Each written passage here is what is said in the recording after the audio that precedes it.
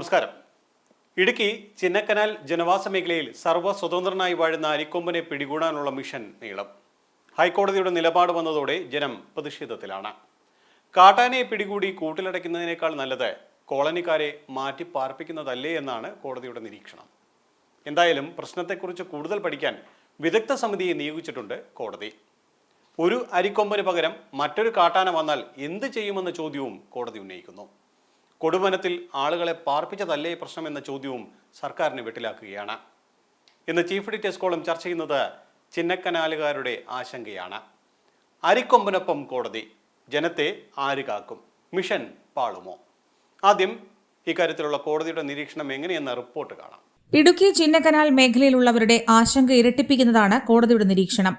അരിക്കൊമ്പനൊപ്പമെന്ന് കോടതി നിലപാടെടുത്തതോടെ ജനം വെട്ടിലായി. ജനവാസ മേഖലയിൽ ഇറങ്ങി നാശം വിതയ്ക്കുന്ന അരിക്കൊമ്പനെ തൽക്കാലം പിടികൂടി കൂട്ടിലടയ്ക്കേണ്ടെന്നും ഉൾവനത്തിൽ വിടുന്നതിനെക്കുറിച്ച് അഭിപ്രായം വിദഗ്ധ സമിതി പറയട്ടെയെന്നുമാണ് കോടതിയുടെ നിലപാട്. ആനയ്ക്ക് റേഡിയോ കോളർ പിടിപ്പിക്കാനുള്ള നടപടികൾ എടുക്കാമെന്നും കോടതി വാക്കാൽ അറിയിച്ചു. ആനയെ പിടികൂടി കൂട്ടിലിട്ടിട്ട് എന്തു ചെയ്യാനാണെന്നാണ് കോടതിയുടെ മറ്റൊരു ചോദ്യം. അരിക്കൊമ്പനെ കൂട്ടിലിടുന്നതിനു പകരം പ്രയാസം നേരിടുന്ന കോളനിയിലുള്ളവരെ മാറ്റി പാർപ്പിക്കുന്നതല്ലേ ശാശ്വത പരിഹാരമെന്നും കോടതി ചോദിക്കുന്നു. കൊടുവനത്തിൽ എന്തിന് ആളിനെ പാർപ്പിക്കുന്നു എന്ന കോടതിയുടെ ചോദ്യവും സർക്കാരിനെ വെട്ടിലാക്കി.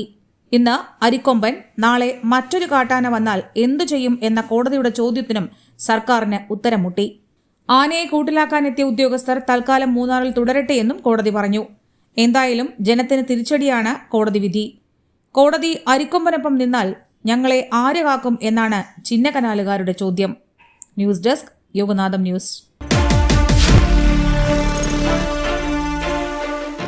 മിഷൻ അരിക്കൊമ്പൻ പാളുമോ എന്നുള്ളതാണ് ഇന്ന് എഡിറ്റേഴ്സ് കോളം ചർച്ച ചെയ്യുന്ന വിഷയം. എന്നോടൊപ്പം ചേരുന്നോ ശ്രീനാഥ്. ശ്രീനാഥ്, ഈ കോടതി വിധി കാത്ത് ഇരിക്കുകയായിരുന്നു ചിന്നക്കനാലുകാർ. ചിന്നക്കനാലുകാർ മാത്രമല്ല, ഈ ദൗത്യ സംഘം, സർക്കാർ, മന്ത്രി അടക്കമുള്ള എല്ലാവരും. കോടതി വിധി കേട്ട് എല്ലാവരും ഞെട്ടിയിരിക്കുക. കോടതി വിധി വല്ലാത്തൊരു തിരിച്ചടിയാണെന്നാണ് ജനങ്ങൾ പറയുന്നത്. ജനങ്ങൾ പ്രതിഷേധവുമായി രംഗത്തിറങ്ങി. പക്ഷെ കോടതി ഉന്നയിക്കുന്ന ചില ചോദ്യങ്ങൾ പ്രസക്തമല്ലേ എന്ന് എനിക്ക് ഒരു തോന്നൽ. ഒന്നാമത്തെ തോന്നൽ, ഒരു അരിക്കൊമ്പനെ കൂടി പിടികൂടിയാൽ മറ്റൊരു ഇറങ്ങിയിരിക്കും. അപ്പൊ ഈ കോടതിയുടെ ഒരു നിരീക്ഷണത്തെ നമുക്ക് ആദ്യഘട്ടത്തിൽ എങ്ങനെയാണ് ശ്രീനാഥിന്റേതായ തരത്തിലൊരു വിലയിരുത്തൽ? ഇത് ശരിക്കും നമ്മൾ നോക്കിക്കഴിഞ്ഞാൽ കഴിഞ്ഞ ദിവസം എം എം മണിയുടെ ഒരു പ്രസ്താവന ഉണ്ടായിരുന്നു. ഭയങ്കര രസകരമായ ഒരു പ്രസ്താവന. അരിക്കൊമ്പന്റെ ബന്ധുക്കൾ ആരൊക്കെയോ ഹൈക്കോടതിയിലുണ്ട് എന്നായിരുന്നു എം എം മണിയുടെ ഒരു പ്രസ്താവന. അതിനെ നമുക്ക് മാറ്റി നിർത്താം. മാറ്റി നിർത്തിക്കൊണ്ട് ചർച്ച ചെയ്യുമ്പോൾ, ഇടുക്കി എന്ന് പറയുന്ന ഒരു മേഖല പൊതുവിൽ ആനയുമായി ബന്ധം നമുക്ക് ഇടുക്കിന്ന് കേട്ട് കഴിയുമ്പോൾ തന്നെ നമുക്ക് മനസ്സിലേക്ക് ഓടി വരുന്ന ചിത്രങ്ങളിൽ ഒന്ന് നമ്മുടെ കാട്ടാനകൾ വിഹരിച്ച് നടക്കുന്ന തേയിലക്കാടുകളായിരിക്കും നമ്മുടെ മനസ്സിലേക്ക് ആദ്യം വരുന്നത്.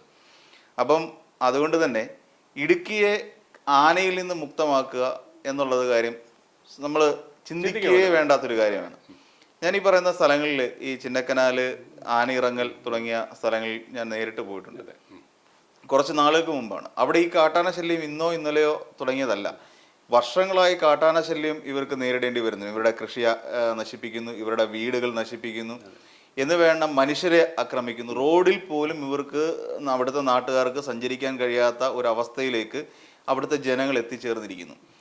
ഇതിന് എന്തുകൊണ്ട് ഈ കാട്ടാനകൾ നാട്ടിലേക്ക് ഇറങ്ങുന്നു എന്ന് ചോദിച്ചു കഴിഞ്ഞാൽ, ഇത് ശരിക്കും നാട്ടിലേക്ക് വരികയല്ല, ഇവരുടെ ഒരു വിഹാര കേന്ദ്രത്തിനുള്ളിൽ തന്നെയാണ് ഇവർ കിടന്ന് സഞ്ചരിച്ചുകൊണ്ടിരിക്കുന്നത്.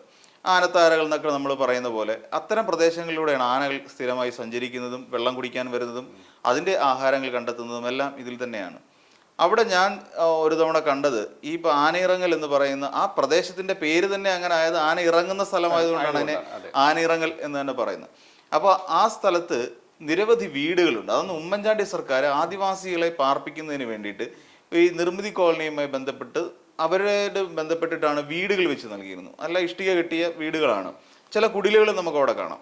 അത് പല വീടുകളും നാമാവിശേഷമായി തുടങ്ങി. കാര്യം ആൾപ്പാർപ്പില്ലാതെ അവിടെ നിന്നും പല ആളുകളും പുറത്തേക്ക് പോയി അവിടെ നിന്ന് കാടിറങ്ങിയിട്ട് മറ്റ് സ്ഥലങ്ങളിൽ വീട് കെട്ടി താമസിക്കുന്ന ഒരു വിഭാഗം ആൾക്കാരെ നമുക്ക് കാണാൻ പറ്റും.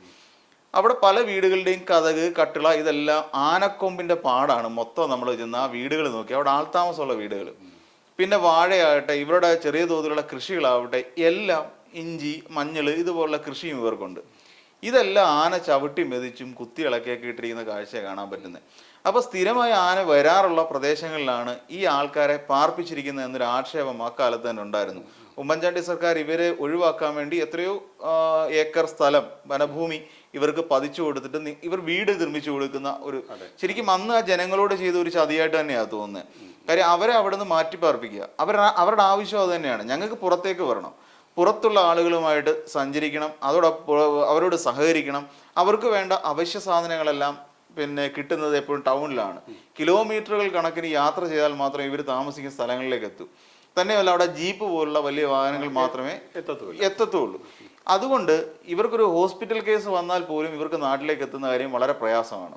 ഇൻ കേസ് രാത്രിയാണ് ഇവർക്കൊരു ബുദ്ധിമുട്ടുണ്ടാകുന്നതെങ്കിൽ ഇവർക്ക് നാട്ടിലേക്ക് എത്താൻ ഭയങ്കര പാടാണ്. കാര്യം ഈ സമയങ്ങൾ ഒരു വൈകുന്നേരമൊക്കെ ആയി കഴിയുമ്പോൾ ഒരു 5 മണിക്ക് മുൻപ് അവിടങ്ങളിൽ പെട്ടെന്ന് ഇരുട്ട് വ്യാപിക്കും. അതുകൊണ്ട് ഒരു 5 മണിക്ക് ശേഷം ഇവർക്കുള്ള യാത്ര ദുർഘടമായിരിക്കും. ഈ സമയം എപ്പോഴും ആനയുണ്ടാവും. അപ്പൊ അന്ന് വളരെ കൗതുകത്തോടെ ഞാൻ കണ്ട ഒരു കാര്യം, ഇവര് ഈ വീട്ടുകാർ കിടന്നുറങ്ങുന്നത് വീടുകളിലല്ല, വീടിനുള്ളിലല്ല. ഇവർ വീടിന്റെ പുറത്ത് ആനയുടെ തുമ്പിക്കൈ കൊണ്ട് പിടിക്കാൻ പറ്റാത്ത രീതിയിലുള്ള ഒരു സ്ഥലത്ത് ഇവര് ഈ ടാർപ്പാളിൻ കെട്ടിയിട്ട് ഒരു കട്ടില് പോലൊക്കെ ഉണ്ടാക്കി ഒരു ടാർപ്പാളിൻ കൊണ്ട് മൊത്തം മൂടി. കാര്യം മഴയും ഒക്കെ ഉണ്ടാവാനുള്ള സാധ്യത ഉള്ളതുകൊണ്ട്. ഇടുക്കി തന്നെയല്ല, എപ്പോഴും നമ്മൾ പറയുന്ന ഒരു മഴയുടെ ഒരു മൂടലും കാര്യങ്ങളൊക്കെ ഉണ്ട്. അപ്പൊ ഇവരതിലാണ് കിടന്നുറങ്ങുന്നത്.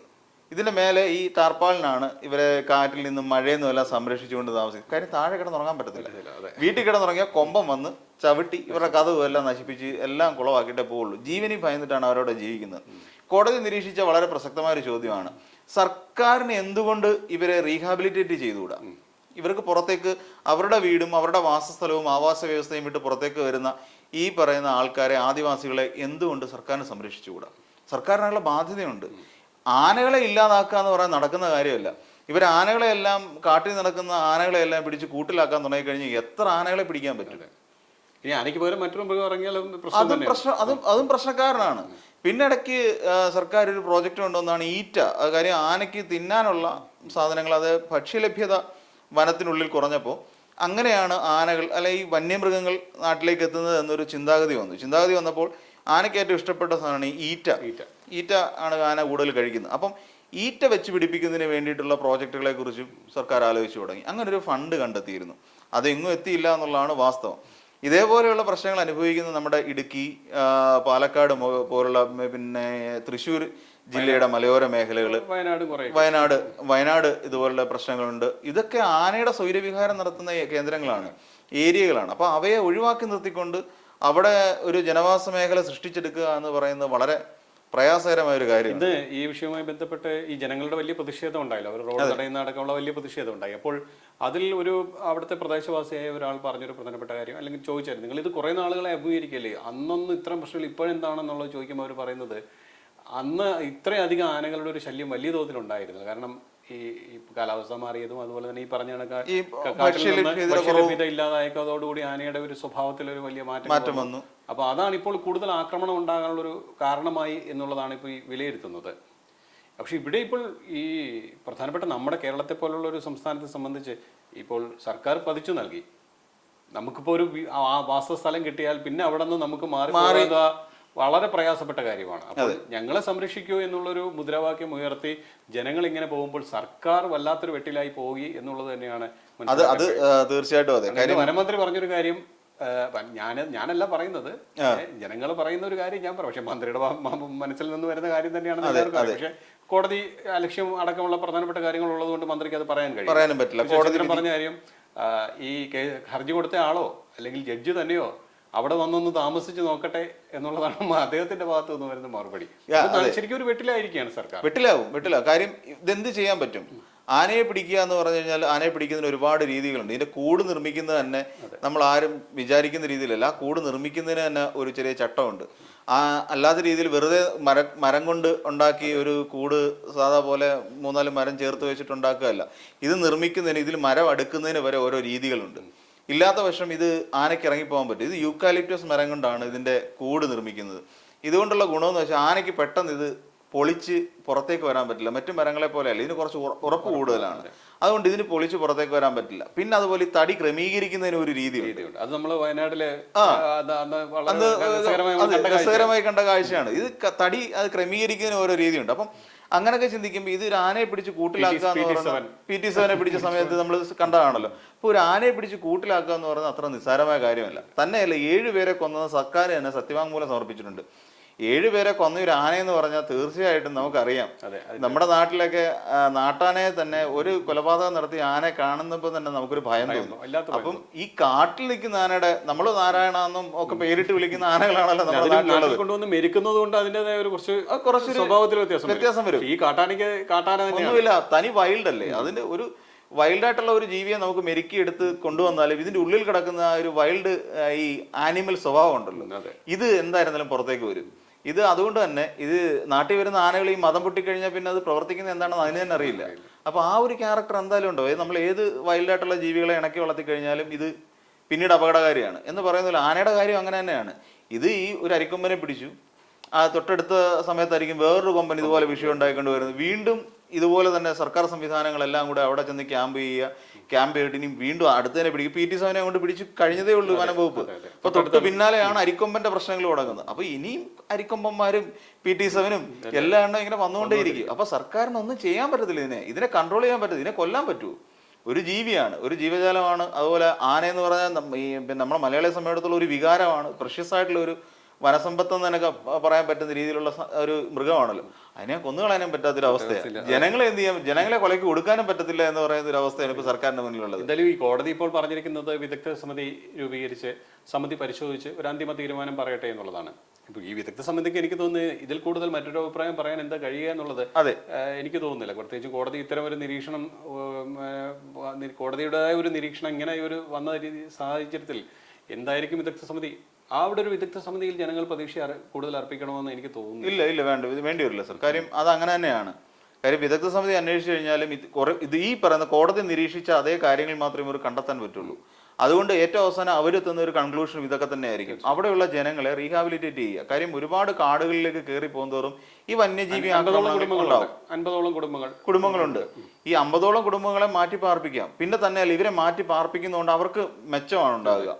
ഇവർ ഈ കാട്ടിന്റെ ആ ഒരു അവസ്ഥയിൽ നിന്ന് അവർ പുറത്തേക്ക് എത്തുകയാണ്. നമ്മൾ പോകുന്ന സമയത്ത് ആ വഴികൾ നമ്മൾ കണ്ടു കഴിഞ്ഞാൽ മനസ്സിലാവും സാർ. നമ്മൾ ഒരു ഈ പറയുന്ന ചിന്നക്കനാൽ മേഖലകളിലേക്ക്, ഈ വനമേഖലകളിലേക്ക് കയറി പോയി കഴിഞ്ഞാൽ നമുക്ക് തന്നെ ആലോചിക്കും ഇവിടെയൊക്കെ മനുഷ്യൻ എങ്ങനെ വന്ന് താമസിക്കുമെന്ന് നമുക്ക് തോന്നും. ആ രീതിയിലുള്ള വീടുകളും, ഒരിടത്തൊരു വീട് കണ്ടാൽ പിന്നെ കുറച്ചുകൂടെ കഴിഞ്ഞിട്ടൊക്കെയാണ് എപ്പോഴെങ്കിലും ഒരു വീട് കാണുന്നത്. ചുറ്റും കാടുകളാണ്. ഈ കാട്ടിൽ താമസിക്കുന്ന ആൾക്കാരെ നാട്ടിലേക്ക് കൊണ്ടുവന്ന് അവരെ സെറ്റിൽ ചെയ്യിക്കാനും ഒരു സെറ്റിൽമെന്റ് പോലെയുള്ള കോളനികൾ സൃഷ്ടിച്ചെടുക്കാനും അവർക്ക് വേണ്ട കാര്യങ്ങൾ, വാഹനം ഉൾപ്പെടെ വിദ്യാഭ്യാസം, ഇങ്ങനെയുള്ള കാര്യങ്ങൾ കൊടുക്കാനും നമ്മുടെ സർക്കാർ തയ്യാറാവണം. അവിടങ്ങളിലുള്ള പഠിക്കുന്ന കുട്ടികൾ പലരും ഈ പല ഈ നമ്മൾ പറയുന്ന ബോർഡിങ് പോലുള്ള ഈ സർക്കാരിന്റെ സ്ഥാപനങ്ങളിലാണ് ആ കുട്ടികൾ അവിടെ നിന്ന് ദൂരെ നിന്നിട്ടാണ് പഠിക്കുന്നത്. കാര്യം ഇവർക്ക് ഇവിടെ നിന്ന് ഒരു ദിവസം സ്കൂളിൽ കൊണ്ടുവരാൻ പറ്റില്ല. മറ്റൊരു ചോദ്യം കൂടെ വരും. ഇപ്പോൾ ഈ ഒരു പ്രദേശത്ത് അങ്ങനെ ഒരു സാഹചര്യം ഉണ്ടായി. ഇതുപോലെ കേരളത്തിന്റെ പല ഭാഗങ്ങളിലും വനമേഖലയുമായി ബന്ധപ്പെട്ട് ഇതുപോലെ കുടിയേറി പാർക്കുന്നത്, അല്ലെങ്കിൽ സർക്കാർ തന്നെ വീടുകൾ നിർമ്മിച്ചു കൊടുത്ത് താമസിക്കുന്ന നിരവധി ആദിവാസികളുള്ളവരുണ്ട്. മറ്റൊരു സ്ഥലത്ത് ഇതുപോലൊരു മൃഗം ഇറങ്ങിക്കഴിഞ്ഞാൽ അവരുടെ ഒരു ആവശ്യം വന്നു കഴിഞ്ഞാൽ സർക്കാർ എന്ത് ചെയ്യും എന്നുള്ള ഒരുപാട് നമുക്കറിയാം. കഴിഞ്ഞ തവണ നമ്മുടെ മൂന്നാർ മേഖലയിൽ തന്നെ VS അച്യുതാനന്ദൻ മുഖ്യമന്ത്രിയായിട്ടിരിക്കുന്ന കാലത്ത് എൻക്രോച്ച്മെന്റ് ഒഴിപ്പിക്കുന്ന ഒരു രീതിയിലേക്ക് പോയിട്ടുണ്ടായിരുന്നു. അനധികൃതമായി സർക്കാർ ഭൂമി കൈവശം വെച്ചതിന്റെ പേരിൽ അവിടെ റിസോർട്ടുകൾ ഉണ്ടായിരുന്നു, അവിടെ നിരവധി വീടുകളും ഇതുപോലെ എൻക്രോച്ച് ചെയ്യപ്പെട്ട ഒരുപാട് ഏരിയകൾ ഉണ്ടായിരുന്നു.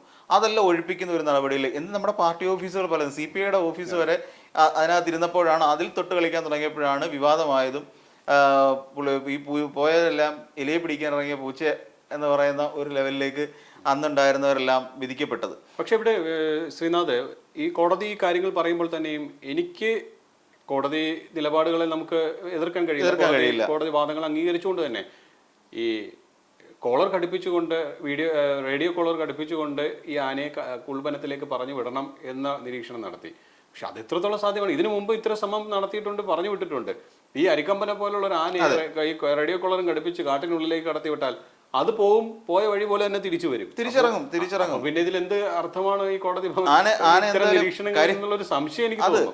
അങ്ങനെ ഒരു സംശയമുണ്ട്. കാര്യം ആനയുടെ വഴികളാണ് ഇതെല്ലാം. ആനയൊക്കെ ഇറങ്ങുന്ന സ്ഥലങ്ങൾ തന്നെയാണിത്.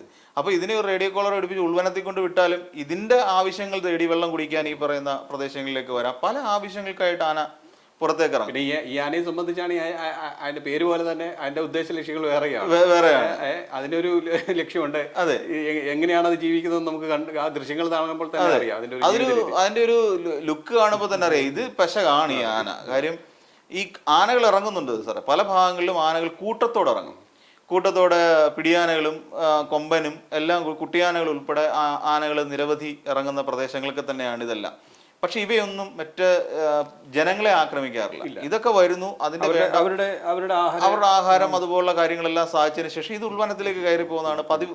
ഇടുക്കി പോലുള്ള സ്ഥലങ്ങളിലെ പതിവ് കാഴ്ചയായിട്ട് നമുക്ക് പറയാൻ പറ്റുന്നത്. പക്ഷെ ഇത് ഒറ്റപ്പെട്ടു പോകുന്ന ഒറ്റക്കൊമ്പന്മാരുണ്ട്, ഇത് കൊമ്പന്മാർ, ഒറ്റയാന്മാരെന്ന് പറയും. ഇവന്മാരാണ് ഏറ്റവും കൂടുതൽ ജനങ്ങൾക്ക് പ്രശ്നം ഉണ്ടാക്കുന്നത്, ആളുകളെ ഉപദ്രവിക്കുക. പലരും മരണം കൺമുമ്പിൽ കണ്ടിട്ട് രക്ഷപ്പെട്ട് ഓടി വന്ന പലരെയും ഞാൻ നേരിട്ട് കണ്ടിട്ടുണ്ട്. ഈ ആന ബൈക്ക് തട്ടിമറിച്ച് ബൈക്കിൽ ചെന്നിട്ട് ആനയുടെ മുമ്പിൽ ചെന്ന് പെട്ടുപോയി. ഇരുട്ടത്ത് ആനയെ പെട്ടെന്ന് തിരിച്ചറിയാൻ പറ്റില്ല. അപ്പൊ ഇത് അവിടെ ചെന്നിട്ട് ഇയാൾ വീണുപോയി. അവസാനം ഇയാൾ അവിടുന്ന് വീണ് പിന്നെ കൈയൊടിഞ്ഞു പോയി. കൈയൊടിഞ്ഞ് ഇയാൾ രക്ഷപ്പെടാൻ വേണ്ടിയിട്ട് അടുത്ത ഒരു ഓടയുടെ അടിയിൽ പോയിരിക്കുകയാണ്. അതിന്റെ മേളിൽ കലുങ്കാണ്, അതിന്റെ അടിയിൽ പോയിരിക്കുക. ഇതിങ്ങനെ ശ്രമിച്ചുകൊണ്ടേയിരിക്കുകയാണ് ഇയാളെ പിടിക്കാൻ വേണ്ടിയിട്ട്. പിടിച്ചെടുത്തു കഴിഞ്ഞാൽ അയാളുടെ അവസ്ഥ, അയാൾ പറയണേ ഞാൻ മരണത്തെ മുന്നിൽ കണ്ടുകൊണ്ടാണ് കുറേ സമയം അത് പോകുന്നവരെ അയാൾ അവിടെ തന്നെ ഇരിക്കേണ്ടി വന്നു. ഒടിഞ്ഞ കൈയുടെ വേദനയൊന്നും ആലോചിക്കും. ഈ വേദനയെ സഹിച്ചുകൊണ്ട് ഒരു മനുഷ്യൻ അവിടെ ഇരിക്കേണ്ടി വന്നു. ഇത്തരത്തിലുള്ള ഈ ദുരവസ്ഥകളിലേക്ക് നമ്മൾ മനുഷ്യരെ തള്ളിവിടണോ എന്നുള്ളൊരു ചോദ്യമുണ്ട്. ഇനി ഭാവിയിൽ ഇത് തന്നെ സംഭവിക്കും. വയനാട് പുൽപ്പള്ളി മേഖലയിൽ ഇതുപോലത്തെ പ്രശ്നങ്ങളുണ്ട്. സ്ഥിരമായ ആനയുടെ പ്രശ്നങ്ങളുണ്ട്. അവിടെ തന്നെയാണ് മണി എന്ന് വിളിക്കുന്ന ഒരു ആന അടുത്ത സമയത്ത് ഏകദേശം 2-3 വർഷത്തിന് മുമ്പ് ചരിയുകയുണ്ടായി.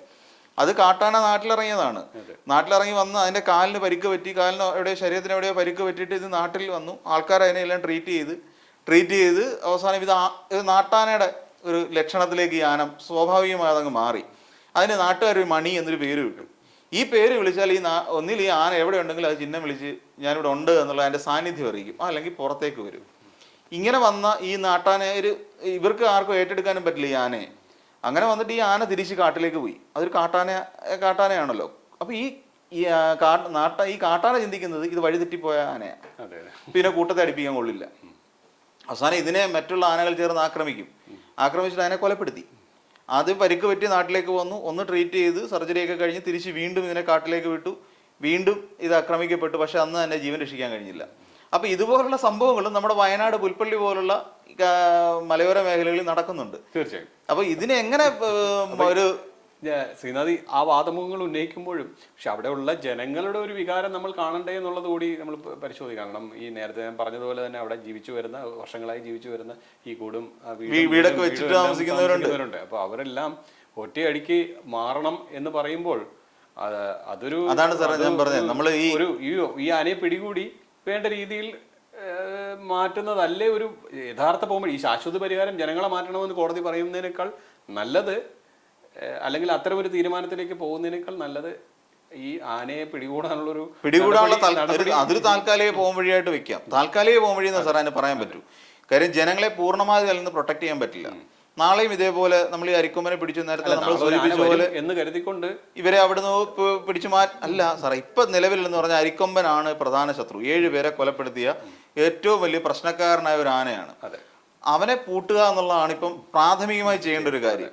ഇതിനെ പൂട്ടി എവിടെയെങ്കിലും നമുക്ക് ഇഷ്ടംപോലെ ആനപ്പന്തികളുണ്ട്, അതിനെയൊക്കെ നേരെ ഇടയ്ക്ക് മെരുക്കി നമ്മുടെ ഗുരുവായൂർ അതുപോലുള്ള സ്ഥലങ്ങളിലേക്ക് നാട്ടാനയായിട്ട് അതിനെ മാറ്റിക്കഴിഞ്ഞാൽ കുഴപ്പമില്ലാത്ത രീതിയിൽ അതിനെ കൊണ്ട് എടുക്കുന്നവർക്ക് ഉപയോഗം ചെയ്യും ആന.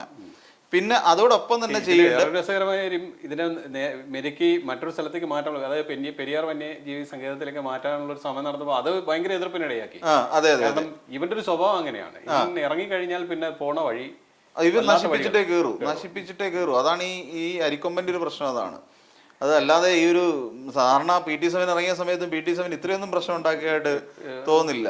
പക്ഷെ ഇവൻ കുഴപ്പക്കാരനാണ്. അതിന്റെ ആ നിൽപ്പിലും ഭാവത്തിലും ഒക്കെ നമുക്കത് കാണാൻ പറ്റും എന്നുള്ളതാണ്. അതോടൊപ്പം ഇതിനെ പിടികൂടിയതിന് ശേഷം അടുത്ത സർക്കാർ ആലോചിക്കേണ്ടത് ഇത്തരം പ്രശ്നങ്ങളെ ഒഴിവാക്കാൻ എന്താണ് മാർഗം എന്നുള്ളത് സർക്കാർ ചിന്തിക്കണം. വനം വകുപ്പ് തീർച്ചയായിട്ടും ആ കാര്യങ്ങൾ വളരെ വ്യക്തമായി ചിന്തിച്ചിട്ട് ആൾക്കാരെ ഒഴിപ്പിക്കേണ്ടതാണെങ്കിൽ, ഈ നേരത്തെ ഞാൻ സൂചിപ്പിച്ച പോലെ ഒരുപാട് സ്ഥലങ്ങൾ എൻക്രോച്ച്മെന്റ് ചെയ്തതിനെ തിരിച്ചു പിടിച്ചിട്ടുണ്ടായിരുന്നു. രാജേന്ദ്രൻ പട്ടയം പോലുള്ള പട്ടയങ്ങൾ നമുക്ക് ഇപ്പോഴും അറിയാം. തീർച്ചയായും. അപ്പം അതിനെ ഒഴിവാക്കി നിർത്തിയിരിക്കുന്ന ഇത്തരം പ്രദേശങ്ങളിലേക്ക് ഇവരെ എങ്ങനെ റീഹാബിലിറ്റേറ്റ് ചെയ്യാം. നമ്മൾ ഓഖി വന്ന സമയത്തും സുനാമി വന്ന സമയത്തും കുറേ പേര് ഇപ്പോഴും കുറേ പേരുണ്ട്. എന്നാലും പല സ്കൂളുകൾ, വലിയതുറ പോലുള്ള പല സ്കൂളുകളിലും കിടന്നിരുന്നവരെ ഒരു ഫ്ലാറ്റ് നിർമ്മിച്ചിട്ടാണ് കുറേ പേർക്ക് താമസിക്കാനുള്ള സ്ഥലം കൊടുത്തത്. അപ്പോൾ എന്ന് പറയുന്ന പോലെ ഇവർക്കും ഇതുപോലെ ഒരു സിസ്റ്റം ഉണ്ടാക്കി കൊടുക്കുക എന്നുള്ളതാണ് സർക്കാർ ഇനി ചെയ്യേണ്ടത്, അരിക്കൊമ്പനെ പിടികൂടിയതിന് ശേഷം. ഓക്കെ, ഇന്ന് ഒരു പക്ഷേ ഈ മന്ത്രി പറഞ്ഞൊരു പ്രധാനപ്പെട്ട മറ്റൊരു കാര്യം കൂടിയുണ്ട്. ഒരുപക്ഷെ ഈ ഒരു ഹർജി കോടതിയിൽ എത്തിയില്ലായിരുന്നു എങ്കിൽ ഈ നിമിഷത്തിനകം തന്നെ അരിക്കൊമ്പനെ പിടികൂടുമായിരുന്നു, അതിനെ മാറ്റേണ്ട സ്ഥലത്തേക്ക് മാറ്റുമായിരുന്നു, നടപടികളൊക്കെ നടന്നു തീർത്ത് കഴിയുമായിരിക്കും, ജനങ്ങൾ അവരുടെ സ്വസ്ഥതയിലേക്ക് മറങ്ങുമായിരുന്നു. പക്ഷെ ഒരു ആ ഹർജിക്കാരൻ പറയുന്നത് ഈ അരിക്കൊമ്പനാണോ ഇത്രയും അധികം കൊലപാതകം അല്ലെങ്കിൽ ഇത്രയും പേരെ കൊന്നത് എന്ന ചോദ്യത്തിൽ നിങ്ങൾക്ക് തെളിവുണ്ടോ എന്നുള്ളതാണ് അദ്ദേഹം തന്നെ ഒരു പറഞ്ഞതായിട്ട് കേട്ടത്. നമ്മളീ പറയുന്ന പോലെ എല്ലാത്തിനും അമ്മയെ തല്ലിയാലും രണ്ട് വാദമുണ്ട് എന്ന് പറയുന്ന ഒരു സ്ഥിതിവിശേഷമാണല്ലോ. എന്ന് പറയുന്ന പോലെ അരിക്കൊമ്പൻ കൊന്നതിന് തെളിവുണ്ടാക്കുക എന്ന് പറഞ്ഞാൽ വലിയ ബുദ്ധിമുട്ടാണ്. അത് ഉപയോഗിച്ച വെപ്പൺ ഏതാണെന്ന് കണ്ടെത്തുക, അതിന്റെ മോട്ടീവ് എന്താണെന്ന് കണ്ടെത്തുക, അങ്ങനെ കുറെ വേറെ ചവിട്ടിയാണോ കൊന്നത് എന്നൊക്കെ പറയുന്ന പോലെ ഒരു തെളിവുണ്ടാക്കൽ എന്ന് പറഞ്ഞാൽ അതും ഈ പറയുന്ന വനപ്രദേശങ്ങളിൽ CCTV ക്യാമറകൾ പോലും കൃത്യമായി പ്രവർത്തിക്കാത്തത് അരിക്കൊമ്പനാണോ ഇനി ഇത് വേറെ ഏതെങ്കിലും ആനയാണോ എന്നൊന്നും വേർതിരിച്ചറിയാൻ പറ്റത്തില്ല. പണ്ടേതോ ഒരു ഇതിൽ പറഞ്ഞ പോലെ സത്യനന്ദിക്കാടോ അങ്ങനെ ആരോ മറ്റോ ആണെന്ന് ഈ ഒരു ഇന്റർവ്യൂവിൽ പറഞ്ഞ് ഞാൻ കേട്ടിട്ടുണ്ട്. ഈ ജയറാമിന് ആനകളെ കണ്ടാൽ തിരിച്ചറിയാൻ പറ്റും ഏത് ആനയാണ് എന്ന്. അപ്പം പുള്ളി പറയുന്ന ആനകളെയും സത്യനന്ദിക്കാട് എന്നതിന് തുറന്നു പറഞ്ഞ ആനകളെയും ഈ പറയുന്ന സായിപ്പന്മാരെയും കണ്ടാൽ എനിക്ക് തിരിച്ചറിയത്തില്ല എന്നാണ് അന്ന് പുള്ളി പറഞ്ഞത്. അപ്പൊ എന്ന് പറയുന്ന പോലെ നമ്മൾ മലയാളികളെ സംബന്ധിച്ച് ചിലർക്കേ ഉള്ളൂ അത് പാമ്പാടി രാജനാണ് അല്ലെങ്കിൽ മറ്റേത് പത്മനാഭനാണ് എന്നൊക്കെ ഉള്ളത് ചിലർക്കേ തിരിച്ചറിയാൻ പറ്റും. നമ്മളെ സംബന്ധിച്ചിടത്തോളം എല്ലാ ആനകളാണ്. ഇതിനെ നമ്മള് വൈദഗ്ധ്യമുള്ള നിരവധി പേരുണ്ട്, ഒരുപാട് ആൾക്കാരുണ്ട്, നിരവധി പേരുണ്ട്. അവർ ഏത് ആനയെന്ന് ഫോട്ടോ കണ്ടാൽ തന്നെ തിരിച്ചറിയുന്ന ഇന്നാനാണ് അല്ലെങ്കിൽ പാമ്പാടി രാജനാണ് അല്ലെങ്കിൽ പത്മനാഭനാണ് എന്നൊക്കെ പറയുന്ന വളരെ ഇതിനോട് ഭയങ്കര താല്പര്യമുള്ള ആൾക്കാരുണ്ട്, നിരവധി പേരുണ്ട്. അപ്പം ഇതിനെ നമുക്ക് കണ്ടുപിടിക്കാന്ന് പറഞ്ഞാൽ ആ നാടിനെ സംബന്ധിച്ചിടത്തോളം വലിയ പ്രയാസമാണ്. ഈ CCTV പോലുള്ള സിസ്റ്റം ഇല്ല. അപ്പൊ ഈ അരിക്കൊമ്പൻ തന്നെയാണോ കൊന്നതെന്ന് ഇനി തെളിവ് കൊണ്ടുവരിക എന്നൊക്കെ പറഞ്ഞാൽ ഈ ഹർജിക്കാരൻ പറയുന്നതിനകത്ത് എത്രത്തോളം ഒരു സുഖകരമായ കാര്യമുണ്ടെന്ന് എനിക്ക് മനസ്സിലാവുന്നില്ല. എത്രത്തോളം പോസിബിൾ ആണ് ഈ പറയുന്ന കാര്യങ്ങളെല്ലാം. ഇതൊക്കെ അതുകൊണ്ട് വെറുതെ ഒരു മറുചോദ്യം വരുന്നത് എനിക്ക് മറുചോദ്യമായിട്ട് ഈ ഹർജിക്കാരന്റെ ഭാഗത്ത് നിന്ന് ഉന്നയിക്കാനുള്ള ഒരു മറ്റൊരു ചോദ്യം, ഈ സ്വൈരവിഹാരം നടത്തുന്ന അവരുടെ സഞ്ചാരപാതയിൽ എന്തിനു കയറുന്നു? നമ്മൾ കയറുന്നുണ്ട്.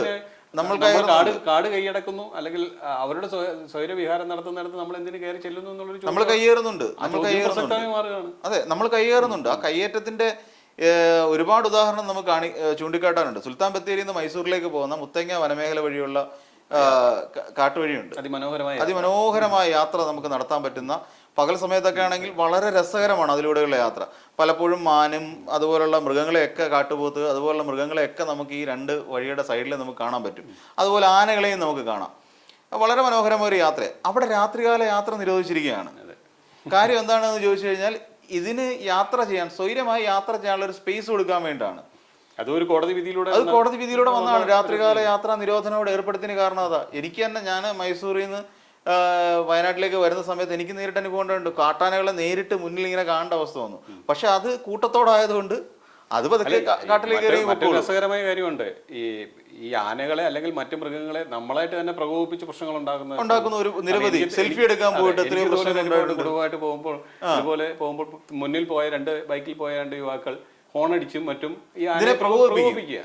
അപ്പം തൊട്ട് പിറകിൽ KSRTC ബസ്സിലടക്കം വലിയൊരു യാത്രക്കാരുടെ ഉണ്ട്, ഞങ്ങൾ കാറിൽ പോകുന്നു. അപ്പൊ ഇത് അനാവശ്യമായി ഈ മൃഗങ്ങളെ പ്രൊവോക്ക് ചെയ്യുന്ന ഒരുപാട് പേരുണ്ട്. പ്രശ്നങ്ങളുണ്ട്. അത്തരത്തിൽ അതും പ്രശ്നമാണ്. ഈ പൊതുവിൽ ഇതിനെ അക്രമകാരികളാക്കി തീർക്കുകയാണ് നമ്മൾ ചെയ്യുന്നത്. ഇത് ഒരാൾ അവിടെ ഇടുക്കിയിലുള്ള ഒരാൾ വളരെ കൗതുകമായിട്ട് പറഞ്ഞാണ്, ഈ ആന ആദ്യം ഇവര് ഇലക്ട്രിക് ഫെൻസിങ് കെട്ടിയിട്ടുണ്ടായിരുന്നു. ഈ ഫെൻസിങ്ങിന് വന്ന് ആന തൊട്ട് നോക്കുമ്പോൾ ഇതിനെ ഷോക്ക് അടിക്കും, ഇപ്പോൾ ആന പിന്മാറും. ഇതാണ്. പിന്നീട് ആനയ്ക്ക് ഇത് തന്ത്രം മനസ്സിലായി, ഇത് ആനയെ പൂട്ടാനാണ് എന്ന് ആനയ്ക്ക് മനസ്സിലായി. ഇപ്പോൾ വെളിയിലേക്ക് ഇറങ്ങാൻ യാതൊരു മാർഗവുമില്ല. ആന അവസാനം മരക്കൊമ്പ് കൊണ്ട് അടിച്ചു നോക്കുമ്പോൾ ഇത് തമ്മിൽ സ്പാർക്ക് ചെയ്യുന്നുണ്ടെങ്കിൽ ആനയ്ക്ക് മനസ്സിലായാലും ഇതുണ്ട്. അവസാനം ഇത് അടിച്ച് പൊളിച്ച് കളയും. ഈ വെയിൽ ആനയെ സംബന്ധിച്ചിടത്തോളം ഒരു നൂൽക്കമ്പി വലിച്ച് കെട്ടി ഒരു ഫെൻസിങ് ഉണ്ടാക്കി കൊടുത്തു എന്ന് പറഞ്ഞാൽ അത് ഒരു കമ്പ് കൊണ്ട് അടിച്ച് കളയാൻ ആനയെ സംബന്ധിച്ചിടത്തോളം ഈസി ആയിട്ടുള്ള കാര്യമാണ്. അവിടെയുള്ള ഒരാൾ വളരെ കാര്യമായി പറഞ്ഞാണ്, അതുകൊണ്ട് ഒരു പ്രയോജനമില്ല, സർക്കാരുണ്ടാകും ഒരു പ്രയോജനമില്ല. അത് വരിക, തല്ലിപ്പൊളിക്കുക, അത് കയറി അങ്ങ് പോവുക. ഇതാണ് സംഭവിക്കുന്നത്. അപ്പം ഇതിന് ഒരു ശാശ്വതമായ പരിഹാരം എന്തായാലും ആവശ്യമാണ്. കാര്യം ഇല്ലെങ്കിൽ ആനയുടെ ചവിട്ടേറ്റ് നിരവധി ആൾക്കാർ മരിക്കും, 100% ഉറപ്പാണ്. ഇന്ന് അരിക്കൊമ്പനാണെങ്കിൽ നാളെ മറ്റൊരു കൊമ്പൻ ഇറങ്ങും, അത് ഈ പിന്നെ ജനവാസ മേഖലയിൽ ഇറങ്ങും. അതുപോലെ മനുഷ്യന്റെ എൻക്രോച്ച്മെന്റ് കൂടിയിട്ടുണ്ട്, കാട്ടിലേക്കുള്ള കയറ്റം കൂടിയിട്ടുണ്ട്. കൃഷിക്കാണെങ്കിലും അല്ലാതെയാണെങ്കിലും അവർ കുറെ കൂടെ നമ്മൾ വെട്ടിപ്പിടിക്കാനുള്ള ശ്രമം നടത്തിക്കൊണ്ടിരിക്കുക, കാടിനെ ആക്രമിച്ചുകൊണ്ടിരിക്കുകയാണ്. കാടിനെ ആക്രമിക്കുമ്പോൾ സ്വാഭാവികമായ വാസസ്ഥാനങ്ങൾ അതിന് നഷ്ടപ്പെടുന്നു. ആനയായിരുന്നാലും മറ്റു മൃഗങ്ങളാണെങ്കിലും അതിന് നടക്കേണ്ട ഒരു സ്പേസ്, അതിന് എക്കോസിസ്റ്റം, ഈ എക്കോസിസ്റ്റത്തെ നമ്മൾ തകർത്തുകൊണ്ടിരിക്കുക. അതുപോലെ ഈ പണ്ട് കാലങ്ങളെ പോലെയല്ല, ഈ കാലാവസ്ഥാ വ്യതിയാനം വന്നതോടുകൂടി കാടിന്റെ ഒരു ഉൾക്കാട്ടിലുള്ള ഒരു അവസ്ഥ ഭയങ്കരമായിട്ട് മാറിയിട്ടുണ്ട്. അപ്പം വെള്ളമടക്കമില്ല. ഇല്ല. അപ്പം ഈ മൃഗങ്ങൾക്കെല്ലാം കൂടുതലായി വേണ്ടത് ഈ വെള്ളവും അത്തരം ആഹാര രീതിയാണല്ലോ. അതൊന്നും ഇല്ലാത്തത് കൊണ്ട് അത് നാട്ടിലേക്ക് ഇറങ്ങുന്ന ഒരു സാഹചര്യം കൂടി ഉണ്ടെന്നുള്ളത് നമ്മൾ മനസ്സിലാക്കി ഇനിയെങ്കിലും ചിന്തിക്കണം. സർക്കാരുകൾ അത്തരം ഒരു തീരുമാനത്തിലേക്ക് കൂടി പോകണം എന്നുള്ളതാണ്. അല്ലാതെ ഇപ്പോൾ ഈ വന്നതുപോലെ ഇത് സംഭവിച്ചു, അപ്പോൾ ഇനിയും ഇത് സംഭവിക്കാതിരിക്കാൻ, അല്ലെങ്കിൽ ഈ മൃഗസ്നേഹികൾക്ക് കൂടി അവരുടെ ഒരു ആവശ്യമാണ് മൃഗങ്ങളെ സംരക്ഷിക്കേണ്ടതാണ്. ഈ നമ്മൾ എല്ലാത്തിനെയും കൊല്ലാൻ തുടങ്ങി കഴിഞ്ഞാൽ, നേരത്തെ നമുക്ക് ആന്ധ്രയിൽ നിന്ന് പന്നിയെ വെടിവെക്കാനായിട്ട് ആൾക്കാർ വന്നിട്ടുണ്ട് ഇവിടെ. അപ്പം എന്ന് പറയുന്ന പോലെ എല്ലാ മൃഗങ്ങളും സംരക്ഷിക്കപ്പെടേണ്ടത് തന്നെയാണ്. പിന്നെ ഒരു കടുവയാണെങ്കിലും പുലിയാണെങ്കിലും ഇതെല്ലാം നമ്മുടെ ഒരു സിസ്റ്റത്തിന്റെ ഭാഗമാണ്. നമ്മൾ ഈ ബഷീറിന്റെ കഥ വായിക്കുന്ന പോലെ എല്ലാം ഭൂമിയുടെ അവകാശികളാണല്ലോ. അപ്പോൾ അതിന് അവകാശപ്പെട്ട പ്രദേശങ്ങളിൽ അത് വിഹരിച്ച് നടക്കും. അവിടേക്ക് നമ്മൾ എൻക്രോച്ച് ചെയ്തുകൊണ്ട് അതിനെ ഡിസ്റ്റർബ് ചെയ്യുന്നുണ്ട്. അതിൻ്റെ ഒരു ആവാസ വ്യവസ്ഥയ്ക്ക് ഈ ഒരു ഇക്വിലിബ്രിയത്തെ നമ്മൾ ഇല്ലാതാക്കിക്കൊണ്ടാണ് നമ്മൾ അവിടേക്ക് പ്രവേശിക്കുന്നത്. അതിനെ നമ്മൾ കായബലം ഉപയോഗിച്ചിട്ടും നമ്മുടെ ബുദ്ധിശക്തി ഉപയോഗിച്ചിട്ടും ഇതിനെ പരമാവധി തോൽപ്പിച്ച് നിർത്തുകയാണ് നമ്മൾ ചെയ്യുന്നത്. എല്ലാ മൃഗങ്ങളെയും അങ്ങനെ തന്നെയാണ് നമ്മൾ നിർത്തുന്നത്. ഇതിൽ ഒരു കടുവ അറ്റാക്ക് ചെയ്ത് കഴിഞ്ഞാൽ ആ കടുവയുടെ മുമ്പിൽ പിടിച്ചിരിക്കാനുള്ള കായിക ശേഷിയൊന്നും മനുഷ്യനെ സംബന്ധിച്ചിടത്തോളം ഇല്ല. പിന്നെ ഈ പറയുന്ന ബുദ്ധിശക്തി കൊണ്ട് നമ്മൾ നേടിയിട്ടുള്ള വെപ്പൺസ് കൊണ്ടാണ് ഇതിനെല്ലാം നമ്മൾ നേരിടുന്നത്. ഇപ്പോൾ മയക്കുവെടി വെക്കുക, മറ്റേ ആ കടുവയെ പിടിച്ച് തന്നെ മയക്കുവെടി വെച്ചിട്ട് ആ മയക്കുവെടി കൊണ്ടിട്ട് തന്നെ അത് ചുറ്റിക്കറങ്ങി നടക്കുമായിരുന്നു. എന്നിട്ടാണ് പിന്നീട് ഇത് വീഴുവോ എന്നുള്ള സംശയമായിരുന്നു ആൾക്കാർക്ക്. എന്ന് പറഞ്ഞാൽ അത്ര ശക്തിയുള്ള കരുത്തുള്ള മൃഗങ്ങളാണ്. അപ്പൊ ഇതിനെയൊക്കെ നേരിടുക എന്ന് പറഞ്ഞ പാട് തന്നെയാണ്. പിന്നെ മറ്റൊരു പ്രധാനപ്പെട്ട കാര്യമുണ്ട്, ഇതിനെ പിടികൂടി നേരത്തെ ശ്രീനാഥ് ചൂണ്ടിക്കാട്ടിയതുപോലെ ഈ കൂട്ടിനുള്ളിൽ കൊണ്ടുവന്നാൽ ഇതിനെ പരിപാലിക്കുന്ന അടക്കമുള്ള വലിയ ചെലവുകളുണ്ട്. കാരണം ഇതൊരിക്കലും ഈ കാട്ടിൽ സ്വൈരവിഹാരം നടത്തിയിരുന്ന ഈ ആനയെ 4 ചുവരുകൾക്കുള്ളിൽ, അല്ലെങ്കിൽ 4 ഈ തൂണുകൾ കൊണ്ട് കഴിപ്പിച്ച ഈ മരക്കഷ്ണങ്ങൾക്കുള്ളിൽ പാർപ്പിക്കുമ്പോൾ ഉണ്ടാകുന്ന നിരവധി പ്രശ്നങ്ങൾ ഉണ്ട്. അത് ഞാനൊരു ലേഖനത്തിൽ വായിച്ചതുപോലെ തന്നെ നിരവധി പ്രോസസ്സാണുള്ളത്. ഈ ആനയെ ആദ്യം കൊണ്ടുവരാനും പിന്നെ അത് മെരിക്കാനും മറ്റു കാര്യങ്ങൾക്കുള്ള പല പ്രശ്നങ്ങളും ഉണ്ട്. അപ്പം അതും ഒരു രസകരമായ ഒരു കാര്യം തന്നെയാണ്. നമുക്ക് പുറത്തുനിന്ന് നോക്കാൻ നമ്മളെ സംബന്ധിച്ചിടത്തോളം ഭയങ്കര കൗതുകമുള്ള കാഴ്ചകളാണ്. അത് നമ്മളെ പോലെ ഇവിടെ ഈ ഭാഗങ്ങളിലൊക്കെ ഈ ഇടനാടുകളിൽ താമസിക്കുന്ന അല്ലെങ്കിൽ തീരപ്രദേശങ്ങളോട് ചേർന്ന് താമസിക്കുന്നവർക്കൊന്നും ഇതിനെ പേടിക്കേണ്ട ആവശ്യമില്ല. ഇതൊക്കെ ഒരു ആന ഇറങ്ങി ഇവിടെ വരുമ്പോൾ 3-4 ദിവസം അവിടെ ഉള്ളവർ പേടിച്ചാൽ മതി. നമ്മൾ ഇവിടെ വരുമ്പോൾ ഒരു 4-5 ദിവസമൊക്കെ എടുക്കും ഒരു ആന. കാര്യം ഇവിടെ എല്ലാം കയറി ഇറങ്ങി വരണ്ടേ. പക്ഷേ ഇതിനെല്ലാം മെരുക്കിയെടുക്കുന്നത് ആണ് നമ്മുടെ ശക്തി എന്ന് പറഞ്ഞാൽ. ഒരു മനുഷ്യനെ സംബന്ധിച്ചിടത്തോളം മനുഷ്യന്റെ ശക്തി അത് തന്നെയാണ്. നമ്മുടെ ബുദ്ധി, നമ്മുടെ കഴിവ്, നമ്മുടെ സ്കില്ലാണ് ശരിക്കും ഈ ഒരു മൃഗത്തെ മെരുക്കിയെടുക്കുക. പിന്നെ ഇതിനെ കൊണ്ടുവന്ന് ഇതിനെ പരിപാലിക്കുക എന്നൊക്കെ പറഞ്ഞാൽ അതൊരു വലിയ ടാസ്ക് ആണ്. എൻ്റെ ഇപ്പോൾ നമ്മളിത് ഈ ഒരു ചർച്ചയിലേക്ക് പോകുമ്പോൾ തന്നെ ഈ ഒരു മിഷൻ അതിന് നമ്മൾ ജനപക്ഷത്ത് നിന്ന് നമുക്ക് ചിന്തിക്കാം. കാരണം ചിന്നക്കനാൽ പോലെ ആ പ്രദേശത്തുള്ളവരുടെ ഒരുപാട് ആൾക്കാരുടെ ജീവൻ വളരെ വലുതാണ്. അവരുടെ ഒരു പക്ഷം നമ്മൾ പിടിക്കണമെന്ന് തന്നെ എനിക്ക് തോന്നുന്നു. കാരണം അവർക്ക് ഇനി ജീവഹാനി ഉണ്ടാവാൻ പറ്റില്ല. പെട്ടെന്ന് അവരോട് മാറുക എന്നൊക്കെ പറയുന്നത് അത്ര എളുപ്പമുള്ള ഒരു കാര്യമല്ല. സർക്കാർ അതിന് സിസ്റ്റം കൊണ്ടുവരണം. ഇക്കാര്യത്തിൽ സർക്കാർ ഒരു നിലപാട് സ്വീകരിക്കുകയും ഈ കോടതി പറഞ്ഞ കാര്യങ്ങൾ ബഹുമാനിച്ചുകൊണ്ട് തന്നെ എന്ത് ചെയ്യാൻ കഴിയും എന്നുള്ളത് കൂടി മനസ്സിലാക്കിക്കൊണ്ട് ഈ ആനയെ ജനങ്ങളിൽ നിന്ന് മാറ്റാനും ജനങ്ങളെ രക്ഷിക്കാനും ഉള്ളൊരു നടപടിയിലേക്ക് തന്നെ പോകണം എന്നുള്ളത്. പക്ഷെ അത് എത്ര ദിവസം കൊണ്ട് എത്രത്തോളം പെട്ടെന്ന് നടപ്പാകും എന്നുള്ളതാണ് നമ്മുടെ സംശയം. എത്രയും യുദ്ധകാലാടിസ്ഥാനത്തിൽ തന്നെ ഇത്തരം കാര്യങ്ങൾ നടപ്പിലായേ പറ്റൂ. ഫസ്റ്റ് അരിക്കൊമ്പനെ പൂട്ടുക, ആദ്യം വേണ്ടത് അരിക്കൊമ്പനെ പൂട്ടുക എന്നുള്ളതാണ്. കാര്യം ഇനിയും ഒരു കൊലപാതകം എന്ന് പറയാൻ പറ്റില്ല, എന്നാൽ പോലും കടുപ്പിക്കണമെങ്കിൽ പിടികൂടിയാൽ മാത്രമല്ല ആകാശത്ത് നിന്ന് കടുപ്പിക്കാൻ കഴിയും. ഇതിന് അടുത്തോട്ട് ചെല്ലണ്ടേ ഈ ഒരു സാധനത്തിന് ആന എന്ന് പറയുന്നത്. ഈ ദൗത്യ സംഘത്തിനും ഈ ആനയുടെ അടുത്തേക്ക് ചെല്ലുകയും അതിനെ പിടികൂടി റേഡിയോ കോളർ കടുപ്പിച്ച് മറ്റൊരു സ്ഥലത്തേക്ക് മാറ്റുകയും ചെയ്യുന്ന പറയുന്നത് ഒരു വലിയൊരു ദൗത്യം തന്നെയാണ്. പക്ഷെ അപ്പോൾ ആ ഒരു ദൗത്യം എത്രത്തോളം വിജയിക്കുമെന്നുള്ളത് വളരെ ആകാംക്ഷയോടെ നമ്മൾ കാത്തിരിക്കണം. കാരണം വരുന്ന മണിക്കൂറുകളിലും ഈ അരിക്കൊമ്പൻ തന്നെയായിരിക്കും കേരളത്തിലെ പ്രധാന പ്രശ്നം. അത് തന്നെയാവും ജനകീയ പ്രശ്നം.